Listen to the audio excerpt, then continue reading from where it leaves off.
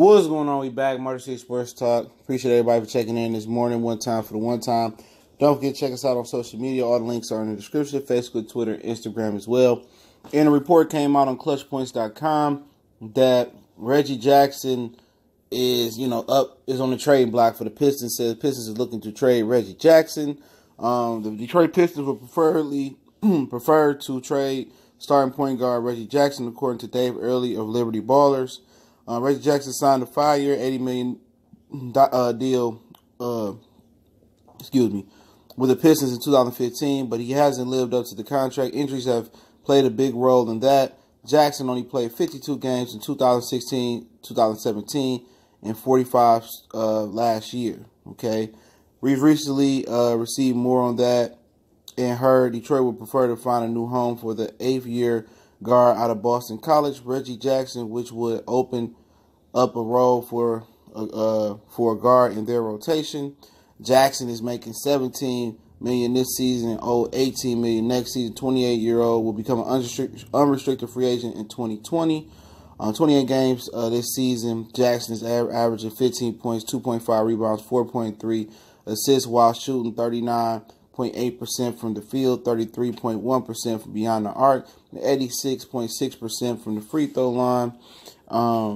I'm not surprised by this. I thought Reggie Jackson played fairly well, under control, you know what I'm saying, so far, but he hasn't really gave him that oomph at point guard.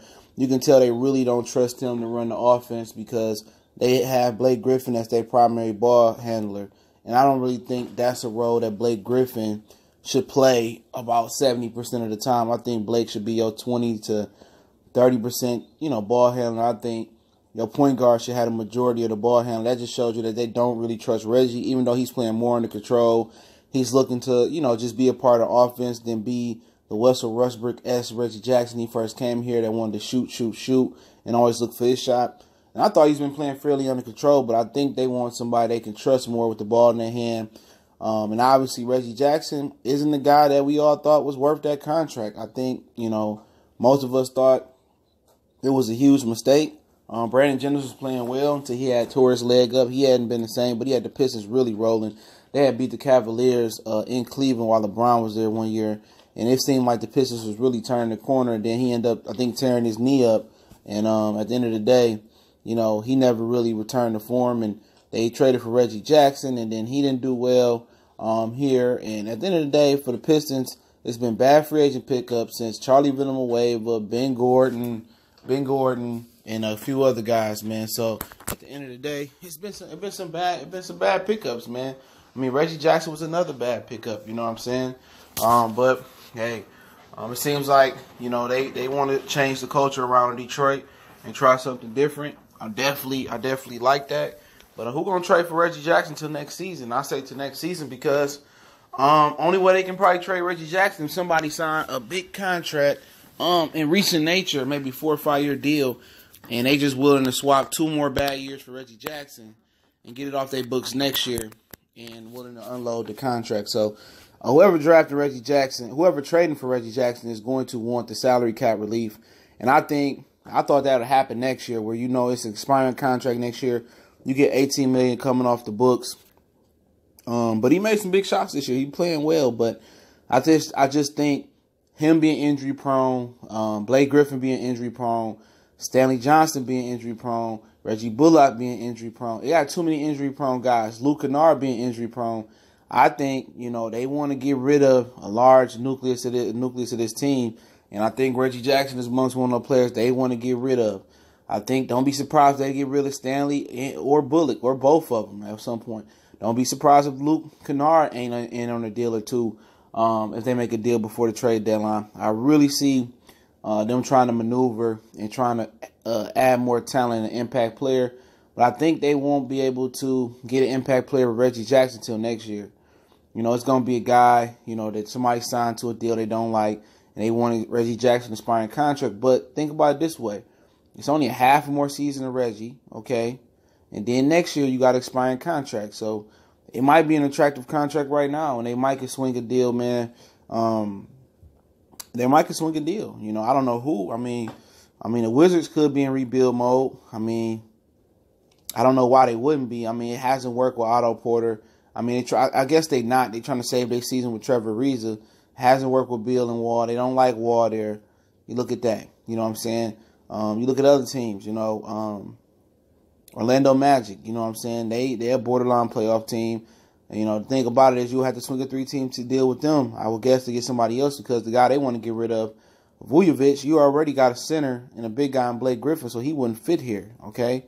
So it's slim pickings right now, to be honest.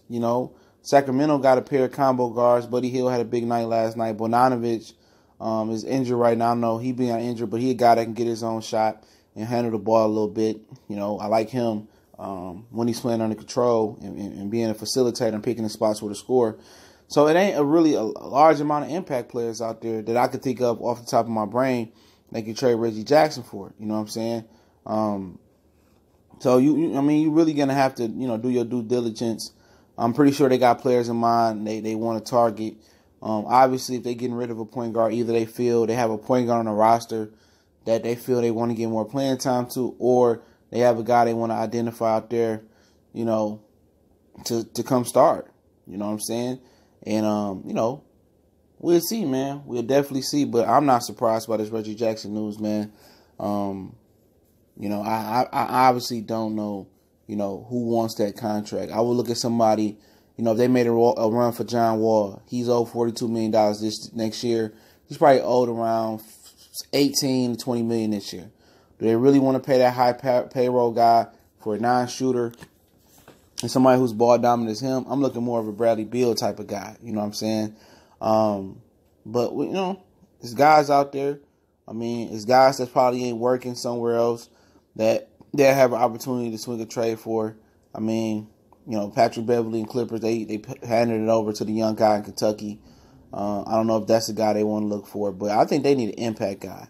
Okay, and you have to give something, to get something. Okay, that's just what it is. You got to give up something, and like I said before, it's some guys out there in Miami. You know what I'm saying? And I mean, Goran Dragic. I mean, that's a guy that can help the Pistons a hell of a lot. Dion Waiters, he's trying to come off injury. He got in trouble with Miami a couple weeks ago for partying with Meek Mill. You just got concerns about, his ability to really want it and, be lax with getting that big contract. But a guy like Dion Waiters may be worth the risk. The guy was playing like an all-star before he got injured a couple years ago.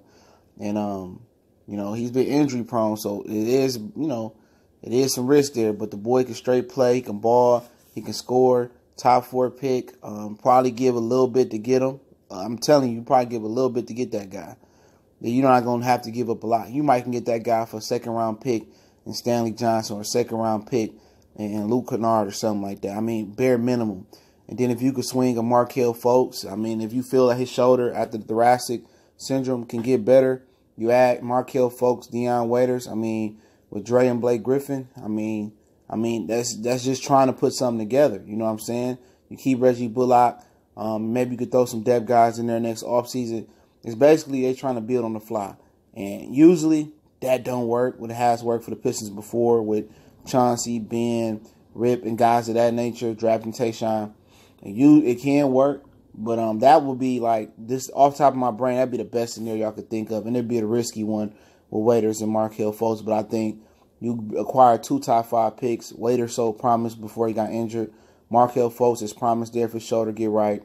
I think it would be worth the risk, and you wouldn't be giving up much. Okay, you wouldn't have to move Blake, you wouldn't have to move Dre, and you get 2 guys in the backcourt that can fill it up, that can shoot it, and that can assist Andre and Blake, and got all-star potential in my opinion. But that's just what I'm thinking about the top of the brain. But and also you can throw in Reggie Jackson there as well. But we'll see what happens with Reggie. I think his contract is more attractive now that this contract is getting closer to the end. And let me know what y'all think, man. Motor Street Sports Talk. Y'all know what it is. We in the building. Make sure you check us out on Facebook, Twitter, Instagram.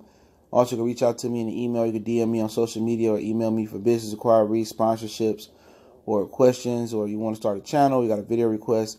Also, you want to make a donation to the channel. That link's in the description as well. Much blessings to everybody out there. Everybody be safe. Almost to Christmas. Don't drink and drive. Hopefully everybody enjoyed the New Year's as well, if I don't get an opportunity to say that. And we're going to continue to grind heading into our second year as